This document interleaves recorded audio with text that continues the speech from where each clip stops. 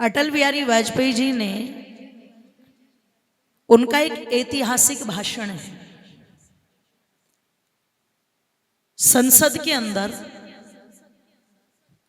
वो पंक्तियां इंटरनेट के ऊपर भी बहुत वायरल समय समय पर होती रहती है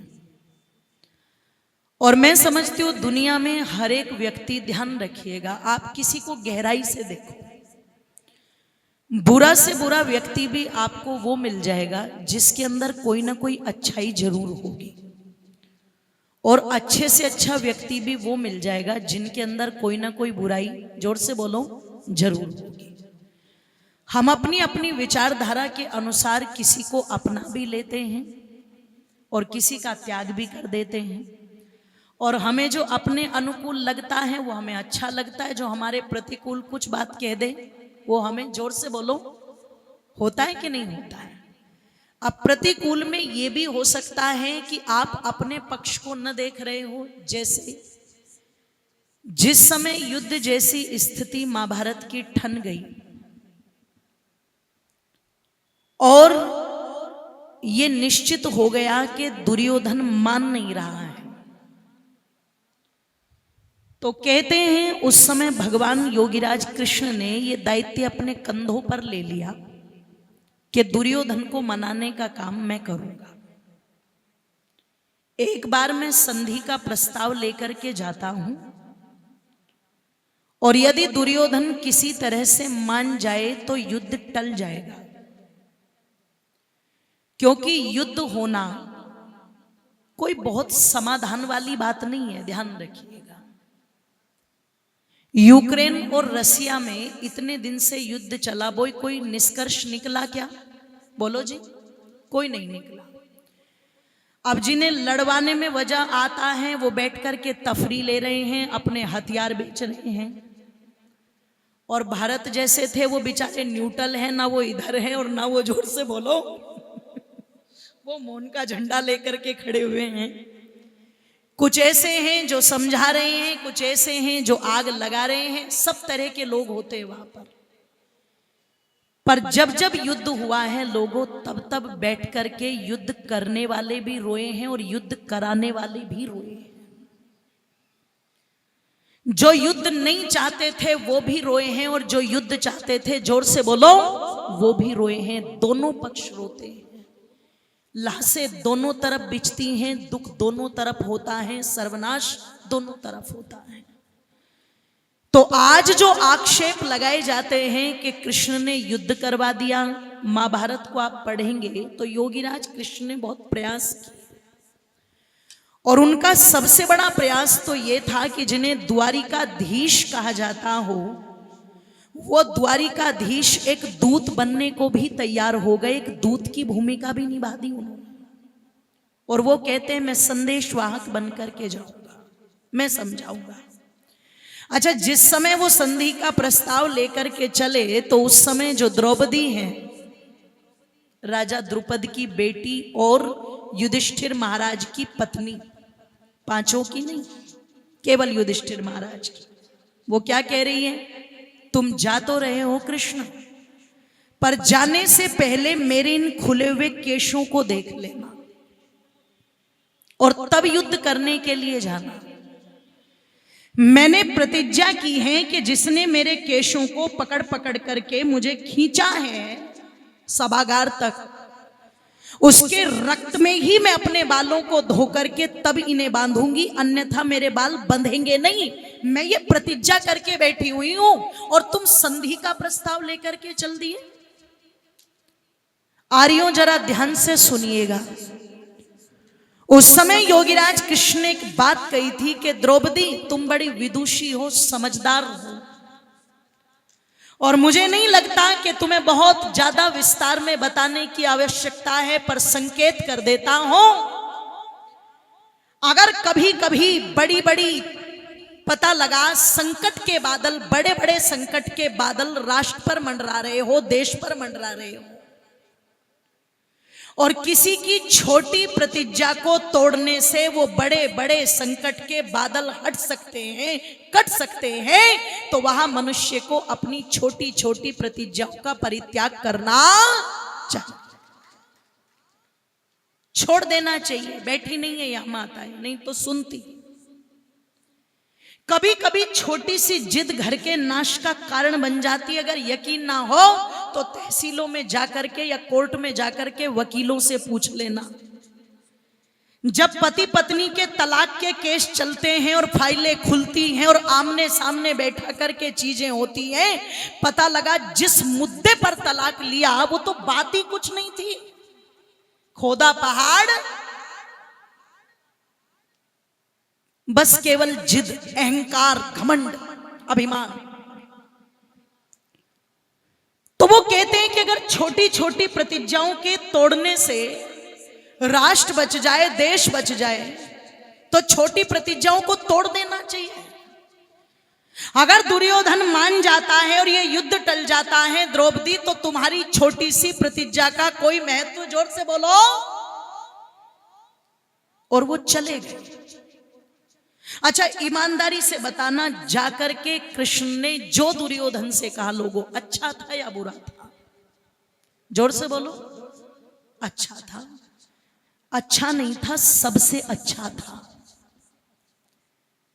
जिनका संपूर्ण अधिकार राज्य पर था, उनके लिए कृष्ण क्या कह रहे हैं? काम करो, 5 गांव दे दो इन्हें, बस 5 गांव। 5 गांव को छोड़ करके समस्त भूमंडल तुम्हारा, समस्त भूमंडल। क्यों? उस समय मांडलिक राज्य पर बात नहीं चल रही थी, ध्यान रखिएगा। उस समय चक्रवर्ती साम्राज्य था। और वो किसके पास था? बोलो, इन्हीं के तो पास था। सब राजा इनके अधीन थे। तो उन्होंने कहा तुम 5 गांव दे दो केवल, और बाकी सब तुम्हारा। अब इससे अच्छा समाधान और क्या हो सकता था? पर विनाश काले विपरीत बुद्धि। आप किसी को अच्छी से अच्छी बात भी कहो तो जरूरी नहीं है कि वो बात सबको अच्छी लगेगी। दुर्योधन को भगवान कृष्ण की एक भी बात अच्छी नहीं लगी थी, उल्टा उनको बंदी बनाने की बात कह दी थी उसने। और तब धृतराष्ट्र ने अपना माथा पीट करके कहा था, अरे मेरे पुत्र को संभालो, कोई ये पागल हो गया जो दूत को भी बंदी बनाने की बात कर रहा है। जेनेवा संधि आज नहीं चलती, ये चीजें ग्रंथों से ही निकल निकल करके संविधान तक पहुंची। दूत को तो बंदी बनाने का कोई नियम ही नहीं है, वो तो अपने स्वामी के अधीन होता है, और जो भी बात कहता है स्वामी के अधीन होकर के ही कहता है। यही बात तो कृष्ण के लिए कही गई थी, और यही बात लंका में हनुमान जी के लिए बोली थी। किसने? विभीषण ने बोली थी, जब रावण ने कहा था इसे मृत्यु दंड दे दो।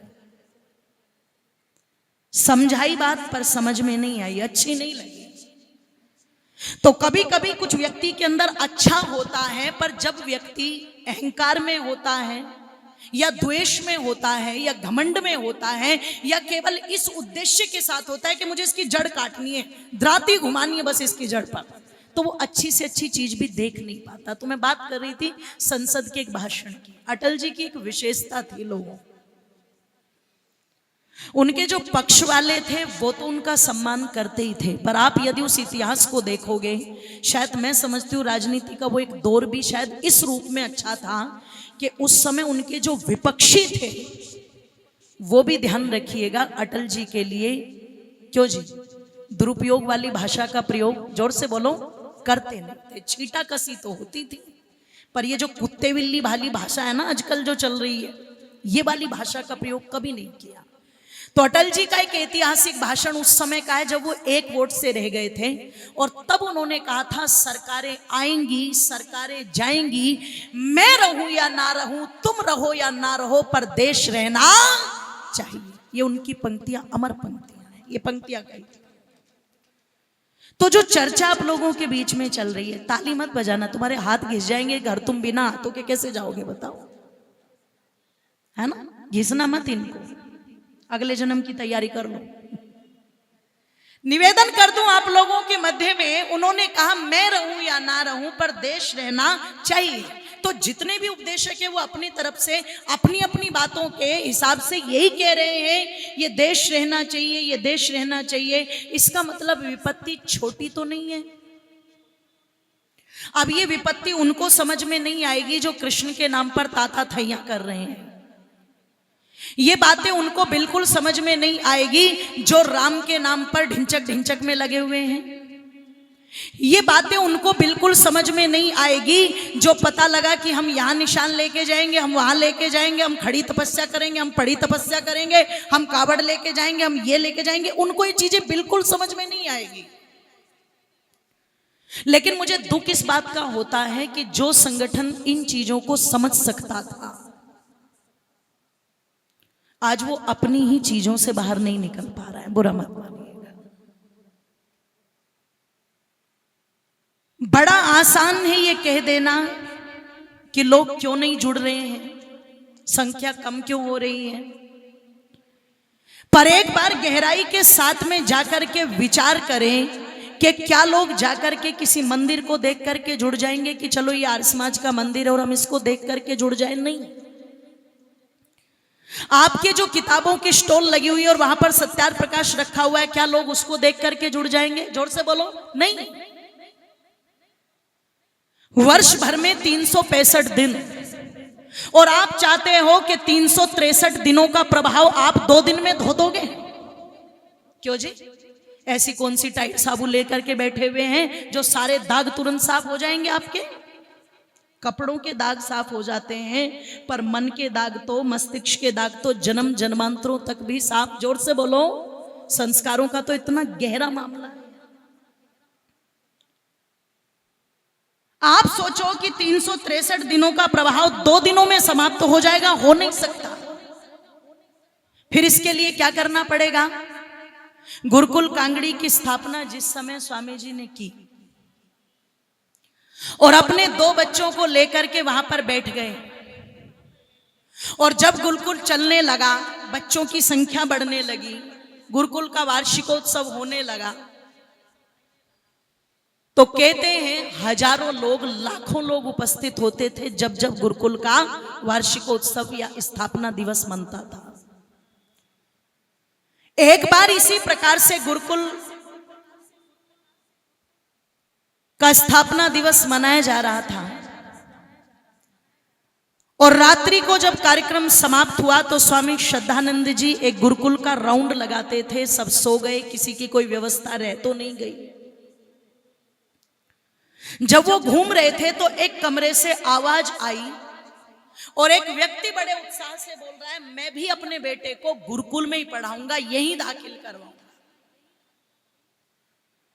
तो उसके साथ उसकी पत्नी कहती है, अगर बेटा इस गुरुकुल में पढ़ेगा तो वो बनेगा क्या? क्या बनेगा वो? क्या वेद पढ़ करके हमारा गुजारा हो जाएगा? हम तो पहले ही बहुत गरीब हैं, तुम मजदूर आदमी हो, तुम मजदूरी करते हो, और तुम कह रहे हो कि बेटे को भी गुरुकुल में पढ़ाएंगे, तो वो गुरुकुल में पढ़ करके बनेगा क्या?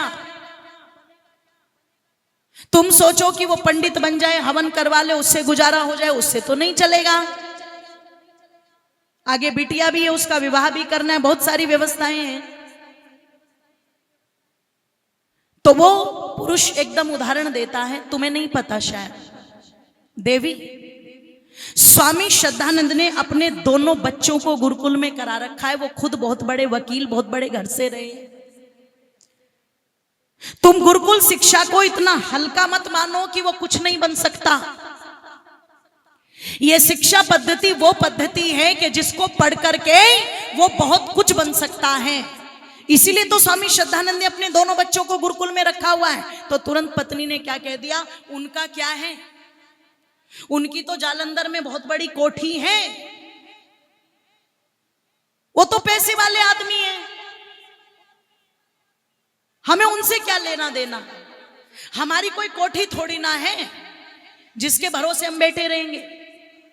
ये एक बात स्वामी श्रद्धानंद के कानों में पड़ी और निवेदन कर दूं आप लोगों के सामने, कहते हैं अगले ही दिन पेपर तैयार करवा दिया और अगले ही दिन पेपर तैयार करवा करके अपने दोनों बच्चों के पास ले गए और दोनों बच्चों के पास ले जाकर के स्वामी श्रद्धानंद कहते हैं, बेटे ये कोठी मेरी तो नहीं है, मेरे पिता की, पूर्वजों की है, और पूर्वजों की संपत्ति पर मेरा भी अधिकार था, लेकिन अब तुम हो तो तुम्हारा अधिकार है। मेरी इच्छा है कि मैं इस संपूर्ण संपत्ति को गुरुकुल के नाम कर दूं, लेकिन कल को तुम ये ना कह दो कि पिताजी ने हमारा अधिकार छीन लिया, क्योंकि किस मन के अंदर कहां पर खिन्नता पैदा हो जाए पता नहीं लगता। इसलिए व्यक्ति को बड़ी समझदारी से कदम फूंक फूंक कर रखने चाहिए साहब। ये गृहस्थ आश्रम श्रेष्ठ तो है, पर ऋषि दयानंद ने कहा ये ज्येष्ठ भी है, और ज्येष्ठ कहते हैं किसको? बड़े को। और बड़ा बनने के लिए बहुत तपना पड़ता है, ध्यान रखना। इन माताओं से पूछ लेना कि बड़ा कैसे बनता है। निवेदन कर दूं, उससे कहा कि पत्नी और बच्चों की याद आ रही है। इसने कहा भले आदमी लाल कपड़े धारण कर रखे हैं, अरे सन्यासी है, साधु है, और बैठ करके पत्नी और बच्चों को याद कर रहा है। क्यों? अगर इतना मोह था तेरे अंदर तो सन्यासी बना क्यों था? इसने कहा बस घर में झगड़ा हो गया था, और गुस्से गुस्से में मैंने पत्नी को कह दिया ताऊ ताऊ में, अगर तू मेरे साथ झगड़ा करेगी तो मैं बाबा जी बन जाऊंगा। पत्नी रही होगी कोई हरियाणा की है, मजबूत सी, रोहतक झज्जर सोनीपत टाइप की, और बोले उसने सीधे सीधे बोल दिया, बोले बन जा फिर, मेरा क्या होगा, है ना, मेरा क्या उखाड़ लेगा। अब पता लगा बोले इतनी बात कहने पर बस मैं बाबा जी बन तो गया, पर मुझे तो अब घर की याद आ रही है। आसान नहीं है, बहुत मुश्किल है। निवेदन कर दूं, ज्येष्ठ और श्रेष्ठ बताया, लेकिन इसे श्रेष्ठ बनाने के लिए भी बहुत तप करना पड़ता है। तब जाकर के ये घर परिवार श्रेष्ठ बनता है कि नहीं बनता है? बोलो, तब जाकर के ये घर परिवार श्रेष्ठ बनता है।